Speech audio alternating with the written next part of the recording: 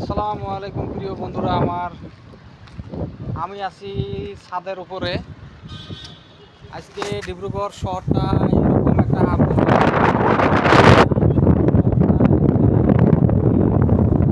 ধুলা দিয়ে অন্ধকার। আমি ভাবলাম আপনাদেরকে দেখাই আমি আছি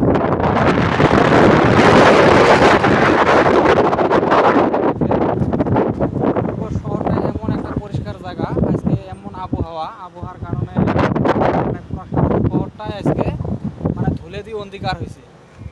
এত ধুলে বলা যায় না।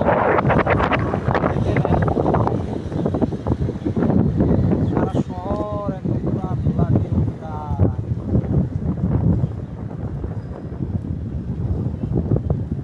উপরে আসি আজকে এত ধুলে আমার গাওটাও একদম নোংরা হয়ে গেছে।